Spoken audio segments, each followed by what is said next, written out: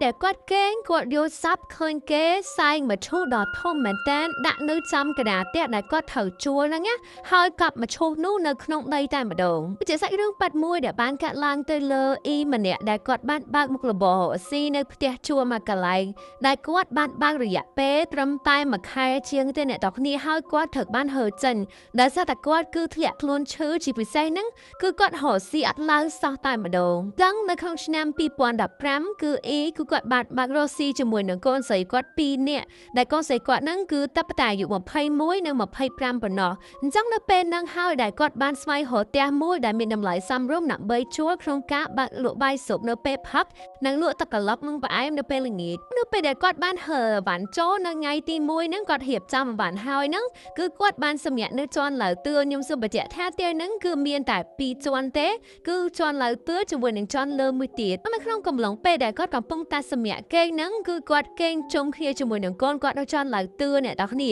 គាត់បានយកសាប់ឃើញមានបរោះ4នាក់ស្បែកហៀងខ្មៅអ្នកទាំងគ្នាពាក់ក្បិនក្រហមចងក្រណាត់ក្រហមនៅលើក្បាលហើយមុខឡើងខ្មៅក្រឹបភ្នែកឡើងស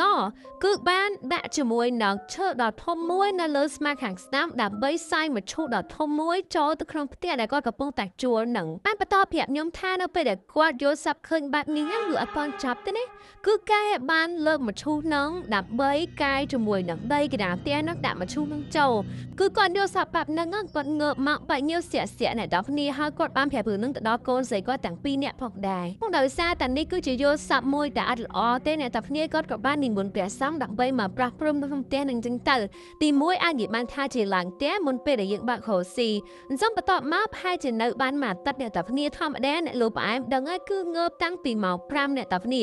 គឺធ្វើផ្អែមជាមួយនឹងផ្អែមសៀមផ្អែមសង្ខ្យាគឺងើបអង្គុយលុញអ្នកតាគ្នាអញ្ចឹងនៅពេលដែលគាត់កំពុងតែធ្វើផ្អែមម៉ង5ភ្លឺជាមួយនឹងកូនស្រីគាត់2នាក់នេះគាត់មានអារម្មណ៍ថាមានមនុស្សឈរនៅខាងក្រោយខ្នងគាត់ហើយសបល់ខ្មៅអញ្ចឹងគាត់ងាកមកគឺបានឃើញណាគេទេអ្នកតាគ្នាប៉ុន្តែកូនស្រីគាត់គឺបានកលែកឃើញកូនស្រីគាត់ដែលអង្គុយទៅមុខគាត់ហ្នឹងណាដែលគាត់មានអារម្មណ៍ថាមានគេឈរក្រោយហ្នឹងគាត់មើលឃើញទេប៉ុន្តែកូនស្រីគាត់ហ្នឹងប្រាប់ថាគឺមានសមោខ្មៅឈរក្រោយគាត់និយាយចំទៅពេលហ្នឹងគឺពួកគាត់ភ័យខ្លាំងមែនតើបដាទេផ្ទះទៅតបើករស៊ីអ្នកទាំងគ្នាពួកគាត់សម្រេចចិត្តអត់ធូបសែនចឹងណាថាផ្ទះហ្នឹងកូនចៅមិននៅហ្នឹងគឺអត់មានបំណុលអាក្រក់ទេគឺចង់បាត់មួយរបររស៊ីអញ្ចឹងកុំប្រកាសប្រកាន់កូនចៅអីប៉ុន្តែផ្ទះហ្នឹងគឺអត់ទទួលយកនៅការសែនរបស់គាត់ជាមួយនឹងកូនស្រីគាត់ទេគឺផ្ទះហ្នឹងគឺតែងតែលងអ៊ីម្នាក់ហ្នឹងជាមួយនឹងកូនស្រីហ្នឹងជារឿយៗមានពេលខ្លះនៅពេលដែលអ៊ីហ្នឹងគាត់ងើបម៉ោង4ភ្លឺដើម្បីដាំទឹកស្ករធ្វើផ្អែមលក់អីចឹងទៅគឺគាត់បានខញរីម្នាក់គឺឈរស្ទង់នៅក្បែរគាត់ហ្មងនិយាយចាំទៅផ្ទះហ្នឹងគឺឡងសាហាវមែនតើហូរដល់គាត់នៅចិត្តបានមួយខែអ៊ីហ្នឹងគាត់ចាប់ផ្ដើមធ្លាក់ខ្លួនឈឺរបៀបថាគាត់ចាប់ផ្ដើមទឹកនោមផ្អែមទឹកអីចឹងណាអ្នកទាំងគ្នាអញ្ចឹងកូនស្រីគាត់ទាំងពីរបានយកគាត់ទៅពេទ្យហើយពេទ្យថាម្ដាយរបស់គាត់ហ្នឹងគឺអត់ដួសទេម្ដាយគាត់ក៏អត់รู้ទេប៉ុន្តែកូនស្រី2នាក់ហ្នឹងគឺចចាគឺដូរពេទ្យទៅពេទ្យធំអ្នកទាំងគ្នាអញ្ចឹងពេទ្យធំក៏បានព្យាបាលគាត់ទៅប៉ុន្តែជំងឺគាត់ហ្នឹងគឺមិនស្រួលទេអ្នកទាំងគ្នាគឺអត់ស្រាក់ស្រាមកគឺនៅតែរបៀបថាធីងថងនៅតែល្ងិតមុខអីចឹងទៅពួកគាត់ចូលផ្ទះហ្នឹងនៅប្រហែលជាបានមួយខែជាង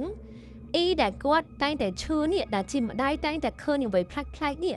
យប់ហ្នឹងគឺគាត់ធ្លាក់ខ្លួនឈឺជាងរាល់ដងគឺពិបាកមែនតើអែមទាំងគាត់បានយកសាប់អ្នកទាំងគ្នាពេលដែលគាត់គេងគឺគាត់យកសាប់ឃើញលោកយាយម្នាក់ដែលស្លៀកពាក់បែបបុរាណអង្គុយបុកស្លាមលូនៅមុខផ្ទះដែលគាត់លក់បែបដងគាត់យកសាប់ច្បាស់គឺឃើញអង្គុយលើកជើងមកចាហៀងអង្គុយបុកស្លាមលូហើយគប់អាងហែអញ្ចឹងហើយច្អល់មុខគាត់ថាថ្ងៃចេញពីផ្ទះអញខ្ញុំសុំជាអាក្រក់ចឹងតិចនេះតាគ្នាដែលសារតែគាត់ទៅសេប្រាប់ខ្ញុំចង់ថ្ងៃចេញពីផ្ទះអញមិនចង់អ៊ីដែលគាត់ជាម្ដាយនេះគាត់ឃើញបែបនឹងរហូតនៅតាគ្នាគាត់ក៏បានប្រាប់កូនគាត់ហើយក៏សម្រេចចិត្តហើចេញពីផ្ទះហ្នឹងដែលសារតែហ្នឹងលក់ដូរក៏មិនសូវណាច់គាត់ក៏ឈឺឃើញរឿងខ្លាយឃើញគេសាយមកឈូសចូលផ្ទះឃើញសមោខ្មែរមិនធម្មតាប៉ុណ្្នឹងឯងថែមទាំងឃើញលោកយាយម្នាក់អង្គុយបុកជាមួយនឹងស្លាមលូហើយចោះអល់ហើយនិយាយអញ្ចឹងទៀតអ្នកទាំងគ្នាការទាំងអស់ត្រូវបានដោះស្រាយបន្ទាប់ពីគាត់បានចាក់ចេញពីផ្ទះមួយនឹងអ្នកដែលគាត់ បាក់ក្រូស៊ីទឹកកន្លុកឬក៏បាយសូបអីនៅម្ដុំណានៅតែគ្នាដឹងហើយបើចាំបាច់ខ្ញុំនិយាយទេហើយប្រទេសនឹងសប្តាហ៍ថ្ងៃក៏បានប្រាប់ខ្ញុំថាតាំងពី2015រហូតដល់2025ហ្នឹងក៏តែងតែនឹកឃើញរឿងហ្នឹងក៏ជីកាត់ណាប៉ុន្តែផ្ទះហ្នឹងឥឡូវគឺគេបានរៀបចំ renovate ថ្មីឯគេបើកហាងផ្សេងប៉ុន្តែអត់ដែលឃើញម្ចាស់ណាបើកហាងបានយូរទេប្រហែលជាជួបរឿងរ៉ាវដោយគ្រួសារគាត់ដែលបានចាញ់លេខមកខ្ញុំចាស់សុខភាពស្បែករបស់មនុស្សស្រីគឺពិតជាមានសារៈសំខាន់មែនតើជាពិសេសនៅពេលដែលយើងមានស្បែកដែលក្លោសជាងម៉មមាត់ថ្លាគឺយើងស្លៀកអីក៏ស្អាតដែរថ្ងៃនេះគឺខ្ញុំសូមណែនាំជាមួយនឹងវីតាមីនញ៉ាំទៅជំនួយឲ្យសាច់យើងសចេញមកពីខាងក្នុងតែម្ដងនេះគឺជាវីតាមីនតោសុខជាតិរបស់ Felix ដែលផ្សំឡើងមកពីតោសុខជាតិ 100% ធ្វើការទទួលទានមួយថ្ងៃ2គ្រាប់នៅតើគ្នានឹងឃើញផលរយៈពេលនៅពេលដែលប្រើអស់មកកំប៉ុងចាប់ផ្ដើមឃើញស្បែកបបោតើគ្នាចាប់ផ្ដើម